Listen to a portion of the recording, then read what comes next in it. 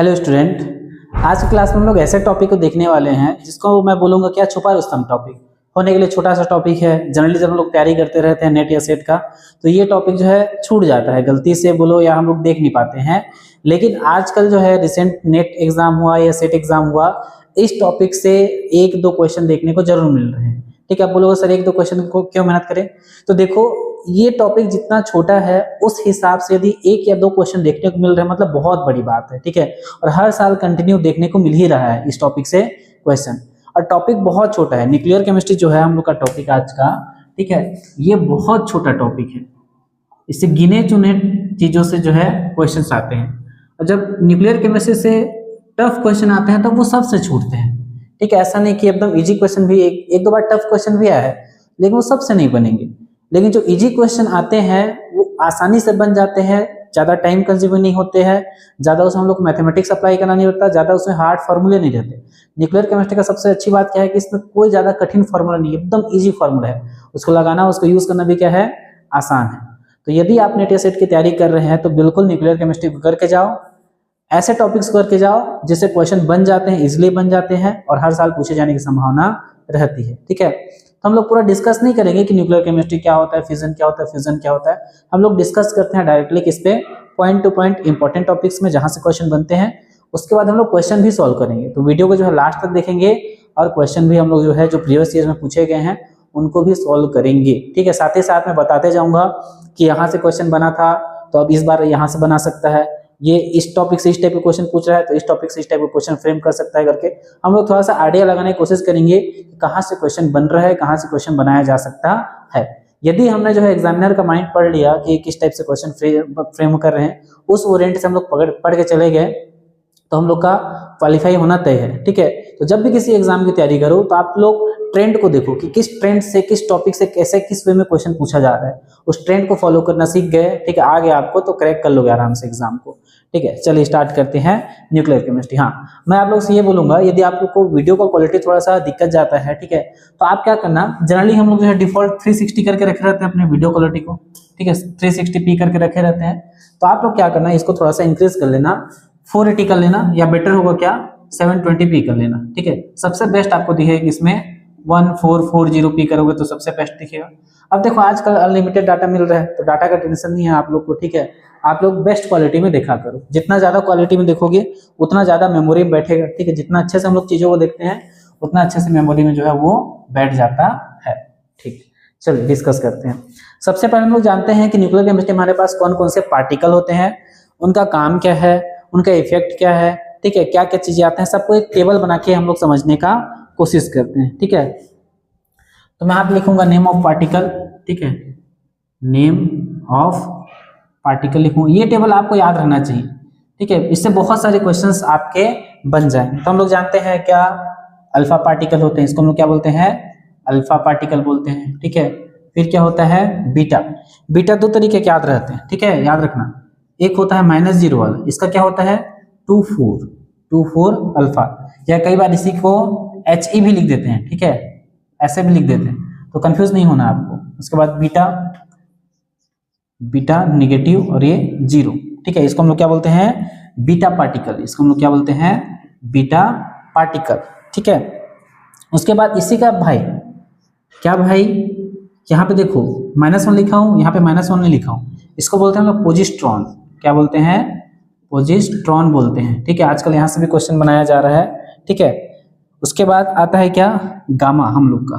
ठीक है, क्या गामा, इसको हम लोग क्या बोलते हैं गामा। ठीक है, फिर हम लोग का न्यूट्रॉन, सदाबहार सबसे ज्यादा यूज होने वाला क्या न्यूट्रॉन।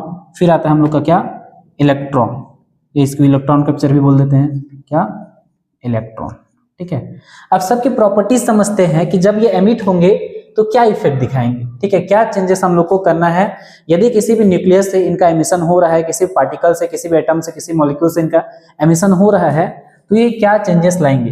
तो हम लोग जानते हैं, ठीक है, कि जब अल्फा पार्टिकल निकलता है तो जो भी मास रहेगा, ठीक है, उसमें -4 करना है, और जो भी एटॉमिक नंबर रहेगा हम लोग का, जो भी एटॉमिक नंबर रहेगा उसमें -2 करना है। ठीक है, फॉर एग्जाम्पल एक एटम है, ठीक है, उसका एटॉमिक नंबर है आपका 24, उसका एटॉमिक मास सपोज 50, इससे एक अल्फा पार्टिकल निकला, कितना, एक अल्फा पार्टिकल इससे निकला, तब इसका नया मास कितना हो जाएगा, कितना माइनस करना है 4, तो कितना हो जाएगा 46, और एटॉमिक नंबर में कितना माइनस करना है 2, तो कितना हो जाएगा 22 हो जाएगा, ठीक है। ये इसका खास बात है कि मास में 4 कम कर देता है और नंबर में 2 की कमी कर देता है, ठीक है। अगर मैं पूछूं पीरियोडिक टेबल में क्या पोजीशन होगा, जो नया एलिमेंट होगा राइट साइड जाएगा कि लेफ्ट साइड जाएगा, ठीक है, उसको हम लोग क्या बोलते हैं, ग्रुप डिस्प्लेसमेंट लॉ बोलते हैं, कि जब अल्फा पार्टिकल निकलेगा तो हम लोग का जो नया एलिमेंट बनेगा, ठीक है, वो लेफ्ट साइड जाएगा कि राइट साइड जाएगा। तो देखो एटॉमिक नंबर कम हो रहा है तो किस साइड जाएगा, लेफ्ट साइड जाएगा, किस साइड जाएगा, लेफ्ट साइड। कई बार ये भी क्वेश्चन पूछ देता है कि ये एलिमेंट है, इसका ये है, इससे इतने अल्फा पार्टिकल निकले, तो बताओ पीरियोडिक टेबल में कितने साइड मूव हुआ, 2 लेफ्ट साइड 3 लेफ्ट साइड या 2 राइट साइड 2 3 राइट साइड, ऐसे पूछ देता है, ठीक है, फ्रेम करके। तो उसके लिए आप तैयार रहना, ठीक है, लेफ्ट में जाएगा कि राइट में। बीटा देखो क्या करता है, नंबर जो भी एटॉमिक नंबर रहेगा, जो भी एटॉमिक नंबर रहेगा उसमें +1 करता है, उसमें क्या करता है +1। जैसे अभी हम लोग देखे ए, उसका कितना था 24 था, और इसका मास कितना था 50, तो मास में चेंज नहीं लाएगा, केवल किस में लाएगा, एटॉमिक नंबर में। उसको क्या कर देगा, ए से बी बनाएगा और इसको क्या कर देगा 25 कर देगा, ये मास जस्ट का तस रहेगा 50। एक्चुअल में होता है क्या समझना, बीटा जब एमिशन होता है तो एक जो न्यूट्रॉन होता है, एक न्यूट्रॉन किस में कन्वर्ट हो जाता है, वो प्रोटॉन में कन्वर्ट हो जाता है, ठीक है। तो हम लोग प्रोटॉन को, नंबर ऑफ प्रोटॉन को क्या बोलते हैं, एटॉमिक नंबर बोलते हैं। तो प्रोटॉन की संख्या बढ़ गई तो 24 से कितना हो गया 25, लेकिन मास चेंज नहीं हुआ, क्यों, मास क्या होता है, न्यूट्रॉन प्लस प्रोटॉन। तो पहले कितने प्रोटॉन थे, मान लो पहले न्यूट्रॉन थे 26 और प्रोटॉन थे कितने 24, तो टोटल कितना है 50। अब क्या हो गए, एक न्यूट्रॉन बदल गया किसमें, प्रोटॉन में, तो 25 न्यूट्रॉन हो गए, 25 प्रोटॉन हो गए, तो अब भी कितना है टोटल 50, ठीक है। बीटा पार्टिकल में होता क्या है, जब बीटा पार्टिकल एमिशन होता है तो न्यूट्रॉन चेंज हो जाता है किसमें, प्रोटॉन में। उसके बाद आता है क्या, पोजिस्ट्रॉन। इसमें जो भी एटॉमिक नंबर हम लोग का रहेगा, एटॉमिक नंबर जो भी रहेगा उसमें -1 करना है। जैसे 24 है, इससे एक पोजिस्ट्रॉन निकला, इससे क्या निकला, एक पोजिस्ट्रॉन निकला, ठीक है। पोजिस्ट्रॉन का पहचान क्या है, 0 1 लिखा रहता है, बीटा का पहचान क्या है, 0 -1 लिखा रहता है, तो यहाँ पे -1 लिखा है, तो इट मीन्स क्या है, ये बीटा है, और यहाँ पे -1 नहीं लिखा है, इट मीन्स क्या है, ये पोजिस्ट्रॉन है, ठीक है। तो पोजिस्ट्रॉन निकलता है तो क्या होता है, कम होता है, तो ये कितना हो जाएगा, बी जो बनेगा 24 से कितना हो जाएगा 23 हो जाएगा, और इसका मास जो है वही रहेगा, ठीक है। इसमें क्या होता है, जब पोजिस्ट्रॉन निकलता है तब एक प्रोटॉन न्यूट्रॉन में चेंज हो जाता है, क्या होता है, प्रोटॉन जो है चेंज हो जाता है किसमें, न्यूट्रॉन में चेंज हो जाता है। तो मास नंबर तो वही रहेगा, बट एटॉमिक नंबर जो हम लोग का क्या हो जाएगा, कम हो जाएगा, क्योंकि नंबर ऑफ प्रोटॉन के हो गए, कम हो गए। गामा में क्या होता है, नो चेंज, गामा में नो चेंज। अच्छा, ग्रुप डिस्प्लेसमेंट अभी देख रहे थे हम लोग साथ साथ, इसको भी देख लेते हैं। हाँ, अल्फा पार्टिकल निकल रहा है तो किस साइड जा रहा है हम लोग का, पीरियोडिक टेबल में एलिमेंट जो नया बन रहा है लेफ्ट साइड, लेकिन जब बीटा पार्टिकल निकलता है तो एटॉमिक नंबर बढ़ रहा है तो कौन सा साइड जाएगा, राइट साइड जाएगा, ठीक है, राइट साइड। इसमें लेफ्ट साइड क्योंकि कम हो रहा है, ठीक है। इसमें पोजीशन सेम रहेगा, पोजीशन सेम रहेगा, मतलब जो भी नया एलिमेंट बनेगा या जो भी नया प्रोडक्ट बनेगा हम लोग का, वो क्या होगा, आइसोटोप होगा, वो क्या होगा, आइसोटोप होगा, ठीक है, याद रखें, वो क्या होगा, आइसोटोप होगा। इन दोनों के केस में मास नंबर चेंज नहीं होता, तो जो भी नया प्रोडक्ट बनता है वो आइसोबार होता है, क्योंकि मास चेंज नहीं होता है, मास चेंज नहीं होता है, ठीक है। और इस वाले केस में आइसोडाइफर्स होते हैं, क्या होते हैं, आइसोडाइफर्स होते हैं। ये क्या होता है भैया, आइसोडाइफर्स, तो ऐसे एलिमेंट जिनमें न्यूट्रॉन बाई प्रोटॉन का रेशियो सेम रहता है, ठीक है, उसको हम लोग क्या बोलते हैं, आइसोडाइफर्स बोलते हैं, ठीक है। सेम न्यूट्रॉन प्रोटॉन रेशियो रहता है, उसको हम क्या बोलते हैं, आइसोडाइफर्स बोलते हैं, ठीक है। चलो, उसके बाद आता है क्या, न्यूट्रॉन। तो न्यूट्रॉन में क्या होगा, जब निकलेगा तो मास में -1 करना है हम लोग को, ठीक है। जैसे यहाँ पे कितना था हम लोग का 58 था, ठीक है, जिसका एटॉमिक नंबर कितना था 24, इससे सपोज एक न्यूट्रॉन निकल गया, ठीक है, 0 1, तो इसका मास अब कितना हो जाएगा 49। अब मान लो यदि हम लोग इससे एक न्यूट्रॉन इसको दे दिए, सपोज एक न्यूट्रॉन इसको दे दिए, प्लस कर दिए, माइनस ना करके क्या कर दिए प्लस, तब इसका मास क्या हो जाएगा, बढ़ जाएगा। एमिट होगा तो -1 करना है, और इसको हम लोग देंगे तो +1 करना है, सेम। ये जो मैं बता रहा हूँ ये एमिशन के केस में बता रहा हूँ, इस केस में बता रहा हूँ मैं एमिशन को, मतलब क्या होगा, जब ये एमिट होंगे, ऑब्जर्व होंगे वाला केस जस्ट उल्टा हो जाएगा, ठीक है। एमिशन का केस बता रहा हूं, मतलब ये पार्टिकल किसी एलिमेंट से निकलेंगे तब क्या कंडीशन है ये बता रहा हूं मैं। यदि किसी इन पार्टिकल को किसी एलिमेंट को दिया जाएगा तो जस्ट उल्टा केस हो जाएगा, ठीक है। ओके, इलेक्ट्रॉन में क्या होगा, इलेक्ट्रॉन जब हम लोग देंगे तो नो चेंज, ठीक है, क्या नो चेंज आएगा यहाँ पे। ओके चलो, अब इनकी वजह से, अच्छा सॉरी, राइट एक होगा, मूव होगा, ठीक है। ये क्या होगा, हम लोग को क्या करना पड़ेगा, नंबर में +1 करना पड़ेगा। अगर इलेक्ट्रॉन निकलता है तो नंबर में क्या करना पड़ेगा, हम लोग को +1 करना पड़ेगा, मतलब कहाँ जाएगा वो, राइट साइड जाएगा, और ये रिमेन रहेगा, सेम रहेगा यहाँ पे, ठीक है। अब देखते हैं NP ratio, neutron by proton ratio में क्या चेंजेस आएंगे, ठीक है। न्यूट्रॉन बाई प्रोटॉन रेशियो में क्या चेंजेस आएंगे, ठीक है। तो इसमें क्या होता है, इंक्रीज होता है। अल्फा पार्टिकल जब निकलता है तो न्यूट्रॉन बाई प्रोटॉन रेशियो क्या होता है, इंक्रीज होता है, ठीक है। बीटा जब निकलता है तो क्या होता है, डिक्रीज होता है। बीटा जब भी निकलता है तो क्या होता है, डिक्रीज होता है। प्रोजेस्ट्रॉन जब निकलता है तो इंक्रीज होता है, प्रोजेस्ट्रॉन के केस में इंक्रीज होता है, ठीक है। गामा के केस में क्या होगा, नो चेंज, ठीक है, नो चेंज। न्यूट्रॉन के केस में क्या होगा, डिक्रीज होगा। न्यूट्रॉन अगर निकलता है तो डिक्रीज होगा। इलेक्ट्रॉन के केस में क्या होगा, इंक्रीज होगा। इलेक्ट्रॉन के केस में क्या होगा, इंक्रीज। आपको ये टेबल हमेशा याद रहना चाहिए, ठीक है, आपको ये वाला टेबल हमेशा याद रहना चाहिए, ठीक है।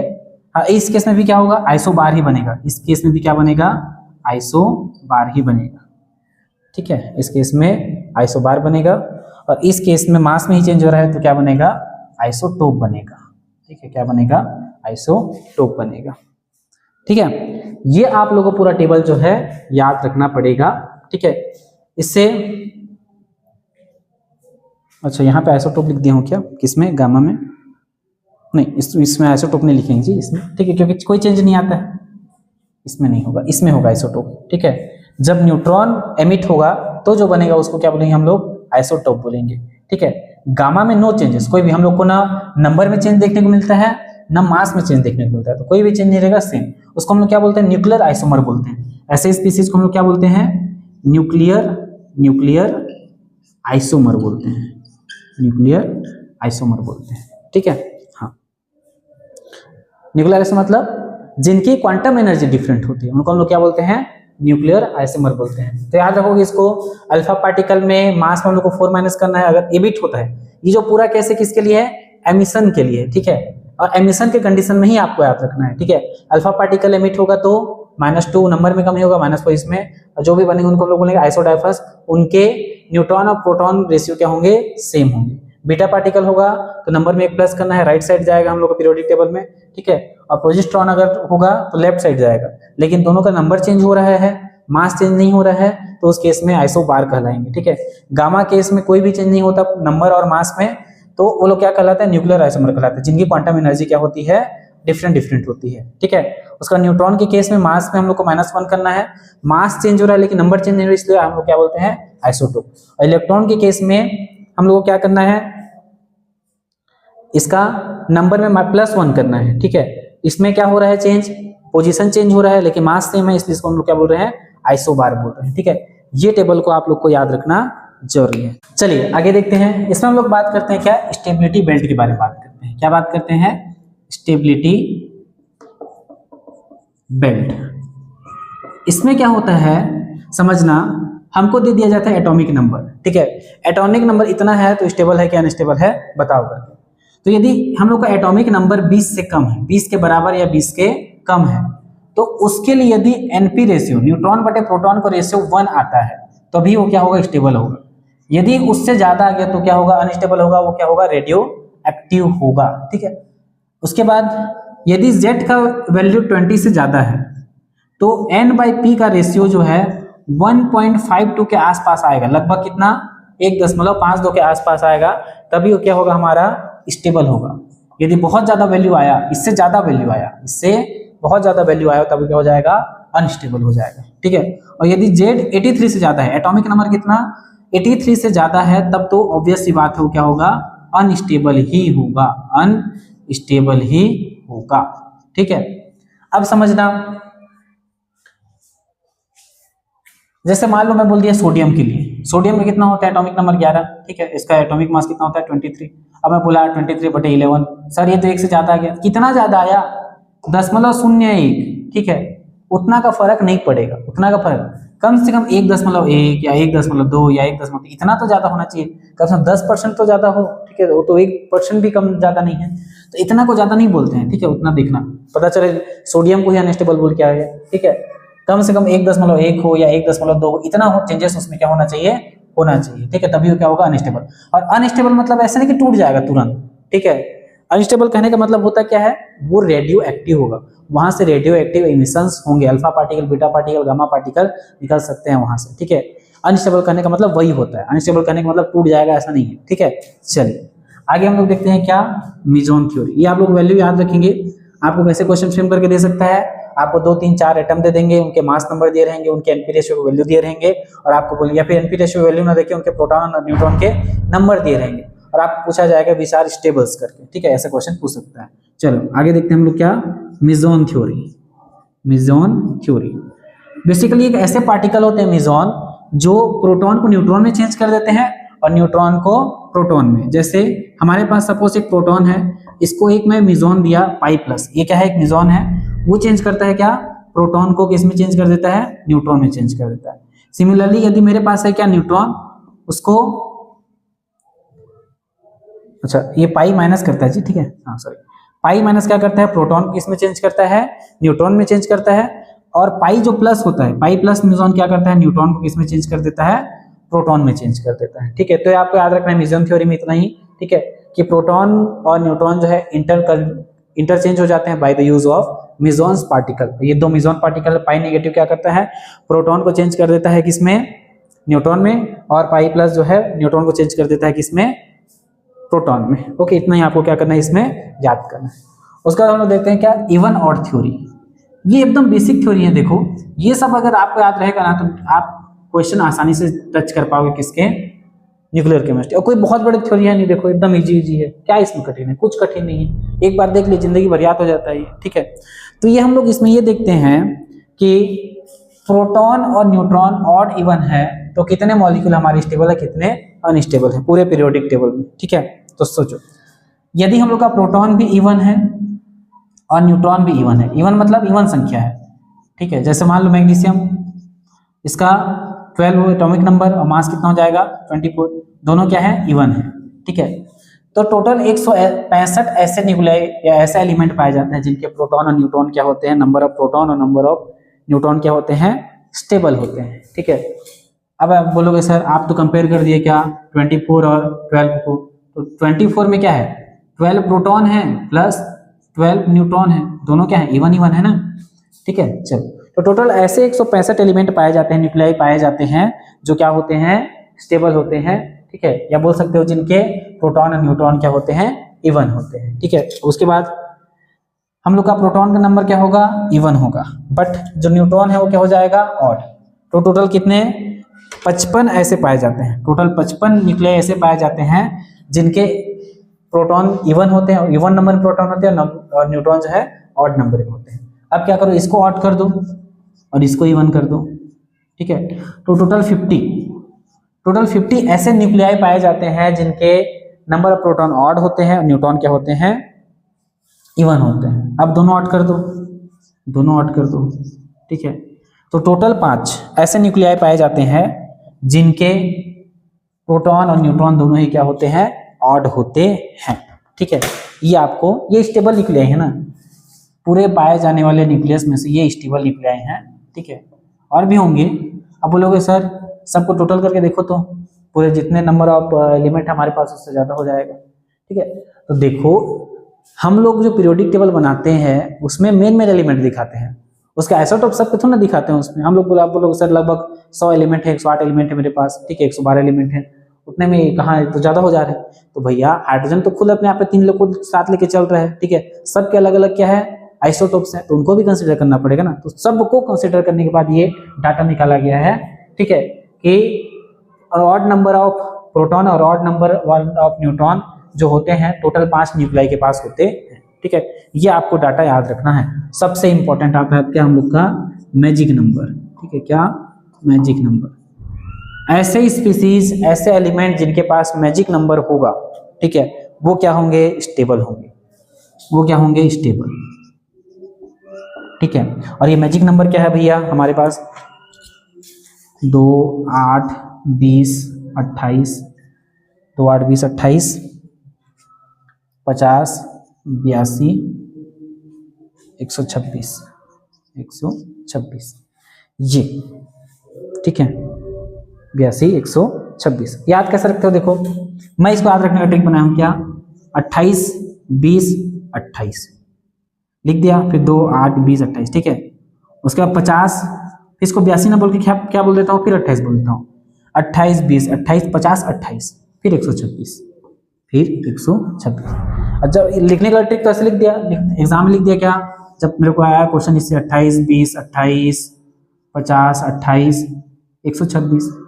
अब देखो 2 के बाद 8 के बाद 20 के बाद 28 के बाद 50 और 50 के बाद 28 तो ना आएगा, तो इसको क्या हो जाएगा, ये 82, 82 के बाद 126। तो जिनके पास भी ये संख्या है, जितने भी एलिमेंट के पास ये नंबर है, वो क्या हो जाएंगे, हमारे स्टेबल होंगे, वो क्या होंगे, स्टेबल। जिनके पास भी मैजिक नंबर रहता है वो क्या होते हैं, स्टेबल। जो सबसे मोस्ट स्टेबल है वो है हम लोग का क्या, 206, 82 लेट, ये हम लोग का क्या है, सबसे 208 है जी, 206 नहीं 208, ये हमारा सबसे स्टेबल है, ठीक है, सबसे ज्यादा स्टेबल है। ओके, चलो आगे बढ़ते हैं। मैजिक नंबर याद रखना एकदम आसान रख सकते हो, ठीक है, कोई दिक्कत वाली बात नहीं है। जिनके पास मैजिक नंबर होगा वो क्या होंगे, स्टेबल। जब क्वेश्चन सॉल्व करेंगे तो देखेंगे। ओके, चलो आगे बढ़ते हैं। अब हम लोग कुछ काइनेटिक के बारे में बात कर लेते हैं, कुछ फॉर्मूले के बारे में बात कर लेते हैं।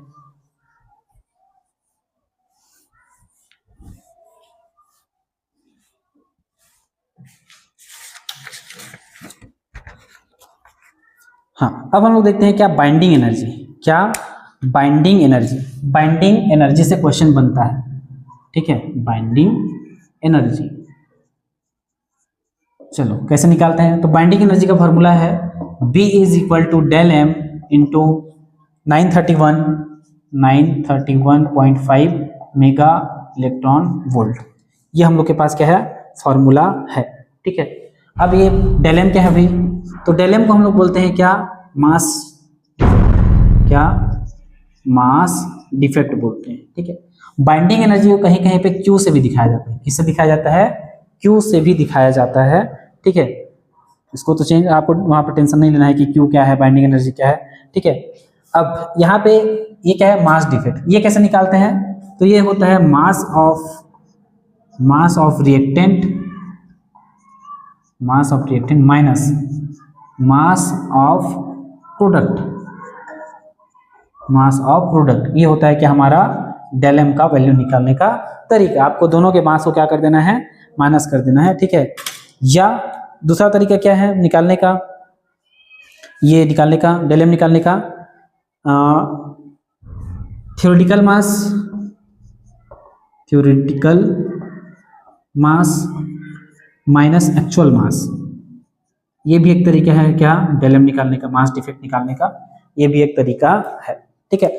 आप दोनों तरीकों का यूज करके जो है डेल एम का वैल्यू निकाल सकते हो, ठीक। अब इसमें समझना, यदि रिएक्टेंट का मास ज्यादा हुआ, रिएक्टेंट का मास जो है ज्यादा हुआ है एज कंपेयर प्रोडक्ट, तो वैल्यू किस में आएगा, पॉजिटिव में आएगा, वैल्यू किस में आएगा, पॉजिटिव में आएगा, ठीक है। हम लोग को बाइंडिंग एनर्जी का वैल्यू किस में आएगा, पॉजिटिव में आएगा। तो ऐसे रिएक्शंस को हम लोग बोलते हैं क्या, एक्सोअर्गिक रिएक्शंस बोलते हैं, ठीक है, एक्सोअर्गिक रिएक्शंस बोलते हैं, ठीक है। यदि रिएक्टेंट का मास कम हुआ एज कंपेयर प्रोडक्ट, तो क्या होगा, वैल्यू हम लोग का किस में आएगा, डेल एम का निगेटिव में आएगा, ठीक है, क्योंकि हम लोग रिएक्टेंट में माइनस कर रहे हैं किसको, प्रोडक्ट को, रिएक्टेंट माइनस कर किसको कर रहे हैं, प्रोडक्ट को। तो उस समय हम लोग का जो ये रिएक्शंस होगा क्या होगा, एंडोअर्जिक होगा, ठीक है। ये आपको याद रखना है, एक्सोअर्जिक और एंडोअर्जिक कब होगा, रिएक्टेंट का मास इफ ज्यादा हुआ, ठीक है, तो हम लोग का एनर्जी रिलीज होगा, एक्सोअर्जिक होगा। और यदि हम लोग का रिएक्टेंट का मास कम हुआ तो एंडोअर्जिक होगा, एनर्जी है वहां पे क्या होगा, कंज्यूम होगा, ठीक है। चलिए आगे बात करते हैं, ये इसको याद रखना है, इससे हमको मल्टीप्लाई करना है 931.5 मेगा इलेक्ट्रॉन वोल्ट से मल्टीप्लाई करना रहता है, ठीक है। उसके बाद काइनेटिक के बारे में बात करते हैं, किसके बारे में, काइनेटिक्स के बारे में बात करते हैं। तो जितने भी रेडियो एक्टिव डीके होते हैं वो फर्स्ट ऑर्डर रिएक्शन फॉलो करते हैं, किसको फॉलो करते हैं, फर्स्ट ऑर्डर फॉलो करते हैं। दूसरी बात याद रखना, जितने भी रेडियो एक्टिव डीके होते हैं वो टेम्परेचर इंडिपेंडेंट होते हैं, टेम्परेचर के ऊपर डिपेंड नहीं करते हैं, ठीक है, टेम्परेचर के ऊपर डिपेंड नहीं करते हैं, कोई इफेक्ट नहीं पड़ता, टेम्परेचर इंडिपेंडेंट होते हैं, ठीक है। प्रेशर के ऊपर भी डिपेंड नहीं करते हैं क्या, रेडियो एक्टिव डीके। ये दो चीजें आप जो है याद रखेंगे। और काइनेटिक क्या होता है इनका, फर्स्ट ऑर्डर में हम क्या देखे थे, concentration of A is equal to concentration of initial concentration e के power minus k t, e के पावर माइनस के टी, ये हम लोग देखे थे क्या, फर्स्ट ऑर्डर काइनेटिक में। बट यहाँ पे ए ना लेके एन लिया जाता है, एन क्यों लिया जाता है, नंबर ऑफ रिएक्टेंट देखा जाता है, क्या देखा जाता है, नंबर ऑफ रिएक्टेंट कितने बचे हैं कुछ टाइम बाद, ठीक है। तो n इज इक्वल टू क्या होगा, एन नॉट, स्टार्टिंग में कितने रिएक्टेंट थे या कितने मॉलिक्यूल थे, यहाँ पे k की जगह लेमडा लिया जाता है, k की जगह क्या लिया जाता है, लेमडा लिया जाता है, ठीक है। और लेमडा को हम लोग क्या नाम से जानते हैं, यहाँ पे डिसइंटीग्रेशन कांस्टेंट के नाम से जानते हैं, ठीक है। n क्या होगा, number of radioactive nuclei at time t, number of radioactive nuclei at starting point, initial concentration हम लोग का, ठीक है। हाफ लाइफ टाइम निकालने का वही फार्मूला होगा जो फर्स्ट ऑर्डर में था, क्या 0.693 डिवाइडेड बाई लेमडा, यहाँ पे लेमडा हो जाएगा, ठीक है, के जगह क्या है यहाँ पे लेमडा। एक क्वेश्चन यहाँ से पूछा है क्या, number of radioactive nuclei after an half life time, आपको बोलेगा 10 हाफ लाइफ टाइम या 20 हाफ लाइफ टाइम के बाद कितने number of radioactive nuclei बचे, तो उसका सिंपल सा फॉर्मूला याद रखोगे आप, n is equal to initial concentration upon 2 की पावर n, और n क्या है, कितने number of half time, number of T half, बहुत इजी क्वेश्चन पूछते हैं इससे, ठीक है, नंबर ऑफ टी हाफ, ये इससे आप number of radioactive nuclei after an half time जो है निकाल सकते हैं।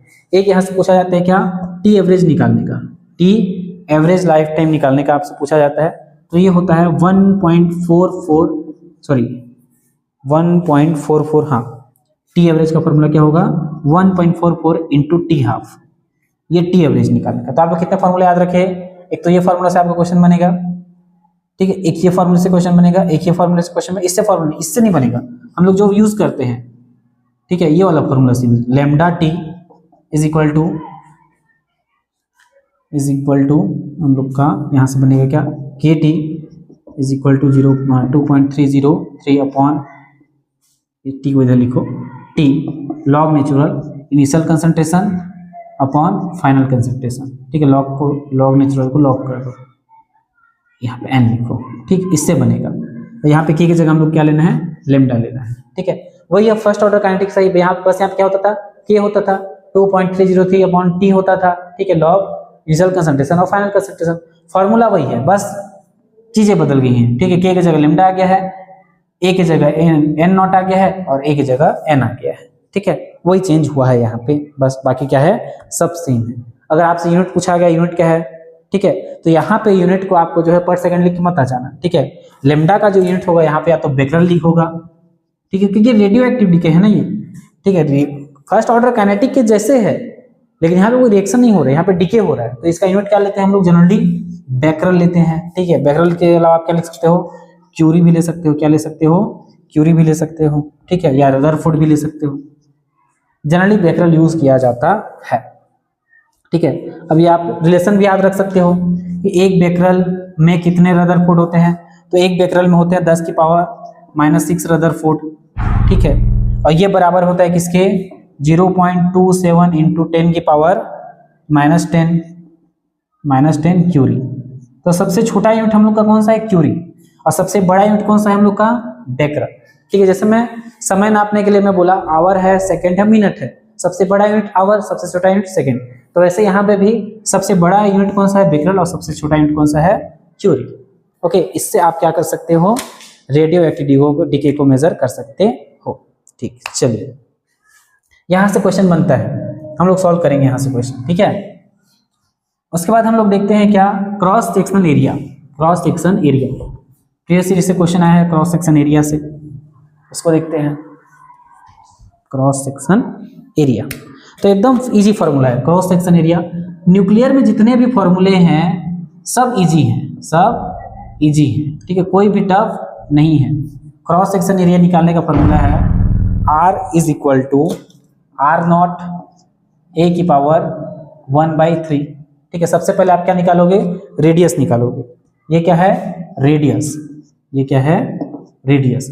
R नॉट क्या है, यहाँ पे कांस्टेंट है, R नॉट कांस्टेंट है, जिसका वैल्यू कितना होता है 1.4, या कई बार दे भी दिया जाता है एग्जाम में, तो एग्जाम में जितना दिया रहेगा उतना, नहीं तो इतना लेके 1.4 या 1.5 भी ले सकते हो। यहाँ पे देखो एक्चुअली 1.4 होता है, लेकिन आप क्वेश्चन जब सॉल्व करोगे तो उसको 1.5 करके बनाना, ज़्यादा इजी बनता है।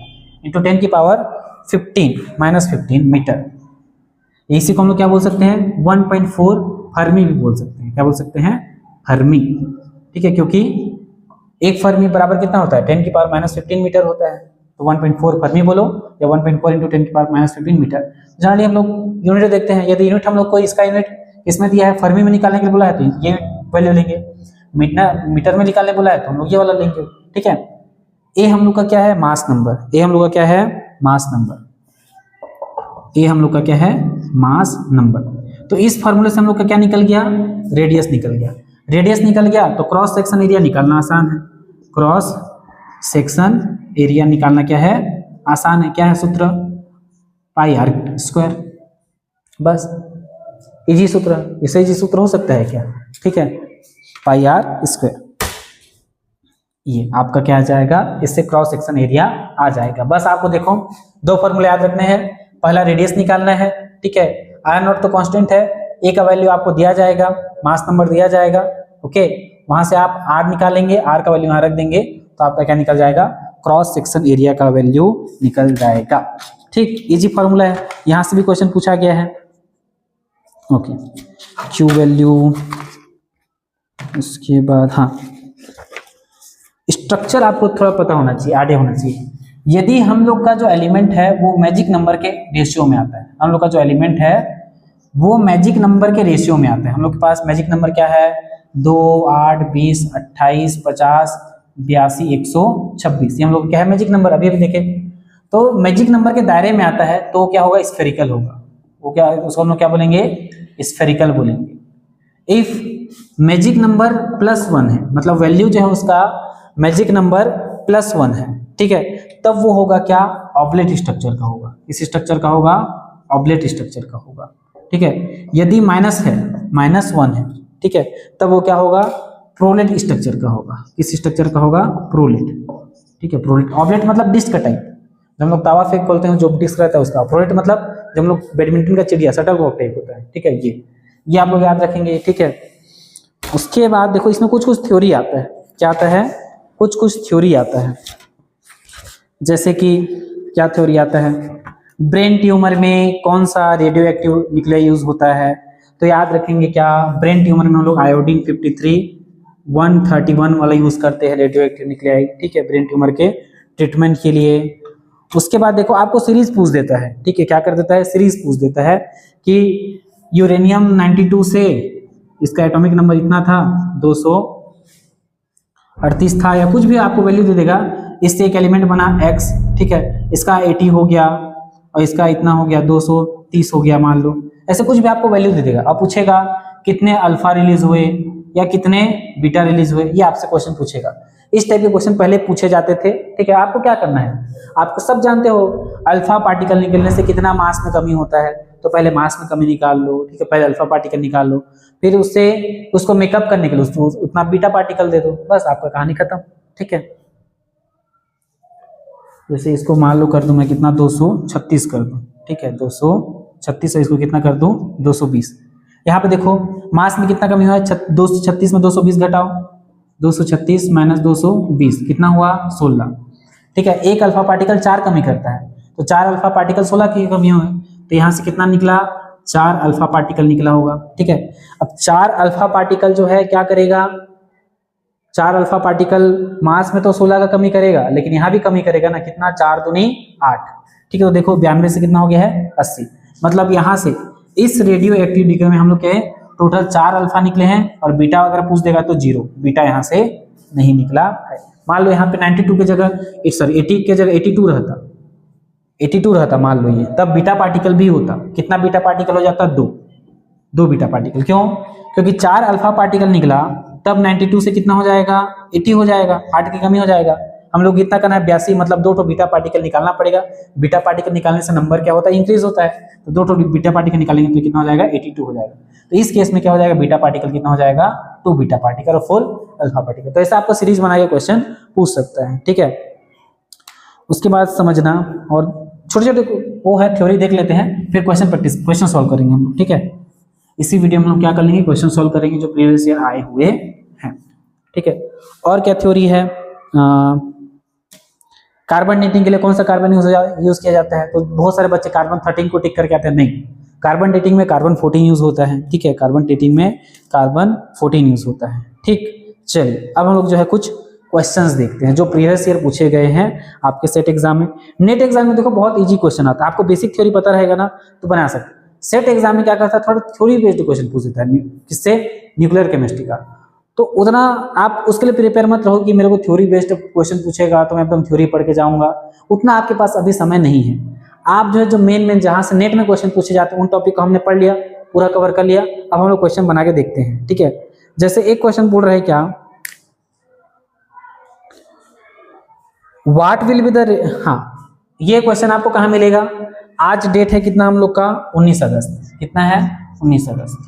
तो आप जो है इस वीडियो के डिस्क्रिप्शन में टेलीग्राम लिंक दिया होगा, टेलीग्राम लिंक में जाएंगे, 19 अगस्त के डेट में आपको एक पीडीएफ मिलेगा इस क्वेश्चन का, जो क्वेश्चन अभी मैं सॉल्व करा रहा हूँ। ठीक है, यहाँ पे पहले क्वेश्चन लिखूंगा फिर सॉल्यूशन कराऊंगा, तो वीडियो क्या हो जाएगा? लंबा हो जाएगा, कोई मतलब नहीं। तो पहले क्वेश्चन को वहां देख लो, फिर यहाँ सॉल्यूशन देख लो। ठीक है, पहले खुद बना के देख लेना, बन गया तो अच्छी बात है, नहीं बना तो आके यहाँ पे क्या करो? सॉल्यूशन देख लो। ठीक है, तो हमको दिया है what will be the radius of aluminium where R is equal to, ये दे दिया है। ठीक है, हमको क्या पूछा है?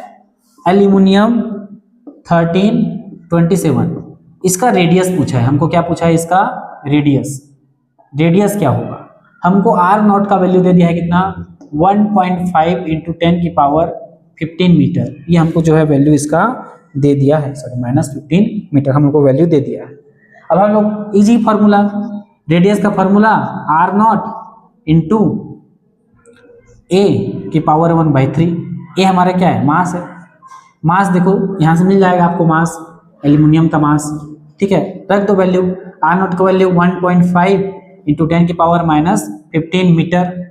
ठीक है, और ए का यहाँ रखो कितना? 27/1/3। 27 को मैं क्या लिख सकता हूँ? 3 इंटू 3 इंटू 3, 3 3 9 27। इट मीन्स 3 की पावर 3। क्या लिख सकता हूँ मैं इसको? 3 की पावर 3। और इसके पावर में क्या है? 1/3 है। 3 और 3 क्या हो जाएंगे? कैंसिल, बचेगा क्या यहाँ पे? 3 बचेगा। ठीक है, तो मैं क्या हो जाएगा यहाँ पे? 1.5 इंटू 10 की पावर -15 मीटर इंटू 3। 3 से मल्टीप्लाई करोगे 1.5 का तो कितना हो जाएगा? 15 या 45, 4.5, 4.5 इंटू 10 की पावर -15। ये आपका क्या निकल गया? रेडियस। यूनिट क्या होगा इसका? मीटर। इजी, सिंपल सा फार्मूला लगा, बस कोई कठिन था क्या? नहीं था, इसलिए सलाया था क्वेश्चन। ठीक है, उसके बाद पूछा है क्या? What stable product will be formed when uranium 92-238 will be bombard with neutron. ठीक है, इसको हमने क्या किया? न्यूट्रॉन बम्बार्डमेंट किया, तो कौन सा स्टेबल प्रोडक्ट बनेगा ये बोला जा रहा है। ठीक है, ऑप्शन ए में आपको दिया है क्या? 92 यूरेनियम 239। ऑप्शन बी में आपको दिया है क्या?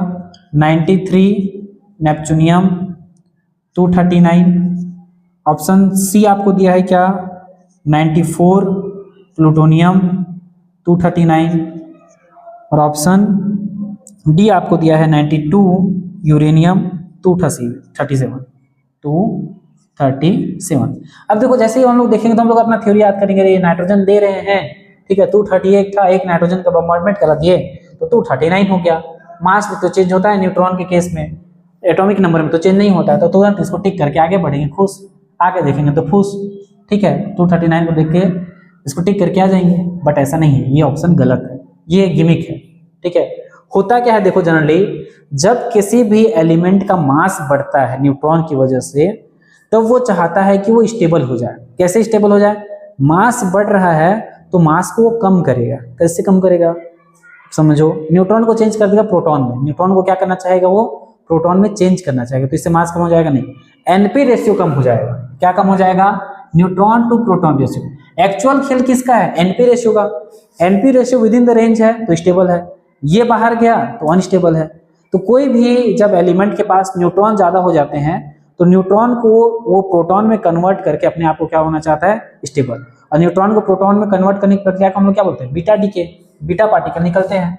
तो ये होने के बाद तो ये जरूर बनेगा, 92 यूरेनियम 239 तो बन जाएगा, लेकिन अपने आप को स्टेबल करने के लिए न्यूट्रॉन को प्रोटॉन में चेंज करना चालू कर देगा, मतलब बीटा पार्टिकल रिलीज करना चालू कर देगा। ठीक है, जब तक वो स्टेबल ना हो जाए। तो ये कंटिन्यूअस, एक बार बीटा पार्टिकल रिलीज किया तो एक न्यूट्रॉन बदल गया प्रोटॉन में, तो ये 93 हो गया। यूरेनियम से क्या बन गया? नेप्ट्यूनियम बन गया। ठीक है, 239 ही रहेगा, क्योंकि मास नंबर का किसका ऐड होता है? प्रोटॉन और न्यूट्रॉन दोनों को जोड़ने पर मास नंबर आता है ना। तो प्रोटॉन और न्यूट्रॉन भले एक दूसरे में चेंज हो रहे हैं, लेकिन उतना तो है ना। ठीक है, उसके बाद फिर एक बार बीटा डीके करता है और ये क्या बन जाता है? 94 प्लूटोनियम बन जाता है 239, और ये स्टेबल हो जाता है। ठीक है, 2 बार कंटिन्यू इसका बीटा डीके होता है, तो हम लोग का सही कौन सा हो जाएगा? ये सही हो जाएगा। इस टाइप के क्वेश्चन जब आप थ्योरी पढ़े रहोगे थोड़ा सा, तब बनता है। ठीक है, नहीं तो आप बेसिक आइडिया लगा सकते हो, जितना ज्यादा स्टेबल अगर कर सकते हो करो। यहाँ पर सबसे ज्यादा स्टेबल कौन है? 94। सबसे ज्यादा एटॉमिक नंबर किसका है? 94 का, तो ये सही हो जाएगा हम लोग का। इस टाइप का क्वेश्चन देखोगे तो फंसने की जरूरत नहीं है, ये आपको फंसाएगा ये ऑप्शन। ठीक है, बिल्कुल फंसाएगा।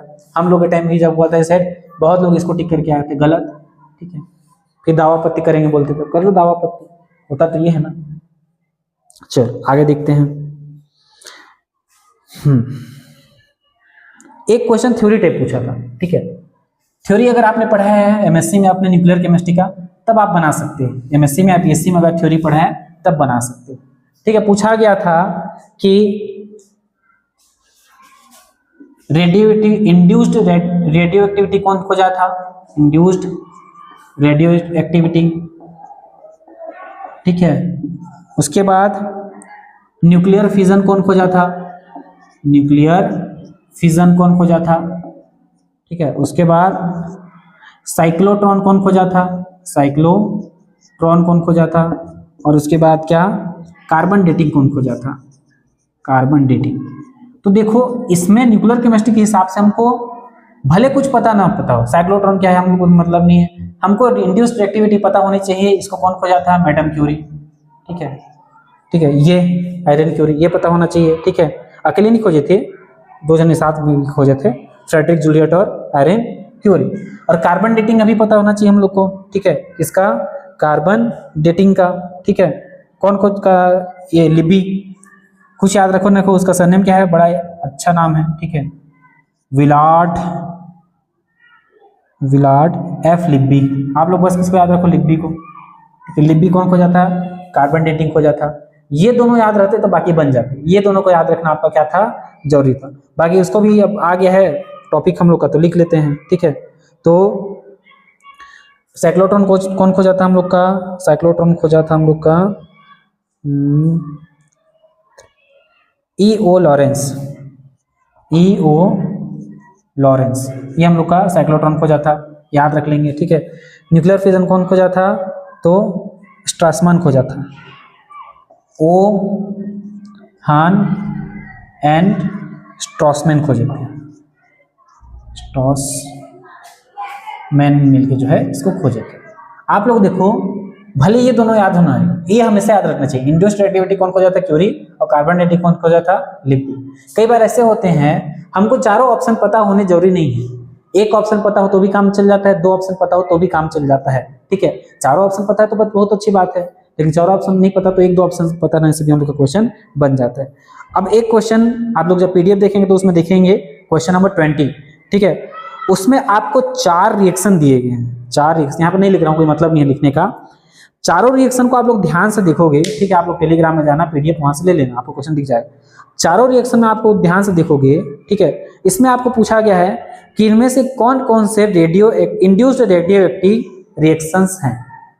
ठीक है, 4 रिएक्शन दिए हैं, कौन कौन सा रिएक्शन जो है इनमें induced radio active reaction category का है।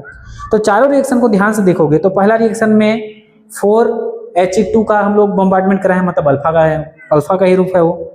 दूसरे में हाइड्रोजन का बम्बार्डमेंट कराए हैं, मतलब वो न्यूट्रॉन का रूप है। ठीक है, उसके बाद हम लोग हीलियम का फिर कराए हैं, फिर हीलियम का कराए हैं, मतलब चारों रिएक्शन में किसी न किसी का बम्बार्डमेंट हुआ ही है, चेंज हुए ही हैं। तो सारों के सारे जो है चारों के चारों ऑप्शन हमारे किसके एग्जाम्पल होंगे, इंड्यूस्ड रेडियो एक्टिविटी के एग्जाम्पल हो जाएंगे। तो चारों ऑप्शन सही हो जाएंगे, हमारा ऑप्शन डी क्या हो जाएगा, सही हो जाएगा। ठीक है, तो इतना ही था हम लोग का क्या, न्यूक्लियर केमिस्ट्री। ठीक है, यदि आपको कुछ डाउट रह गया तो कमेंट करके पूछ सकते हैं, मैं उसको एक्सप्लेन कर दूंगा वीडियो बनाकर नेक्स्ट। ठीक है, न्यूक्लियर केमिस्ट्री देखो छोटा सा टॉपिक है, इसी वीडियो में हम लोग पूरा उसका थ्योरी भी कर लिए, टाइप ऑफ क्वेश्चन भी देख लिए। क्वेश्चन आएगा बहुत इजी आएगा, बस आपको मैं जितना बताया उतना याद रखो। ठीक है, इजी चीजें हैं, इसको कभी छोड़ के मत जाना। न्यूक्लियर केमिस्ट्री हर एग्जाम में जिसने भी सिलेबस में न्यूक्लियर केमिस्ट्री लिखा है इतना पढ़ के जरूर जाना। आपका किस्मत अच्छा रहा तो यहाँ से क्वेश्चन बिल्कुल आएगा, और आएगा तो बिल्कुल बनेगा। ठीक है, चलिए फिर मिलते हैं अगले टॉपिक में।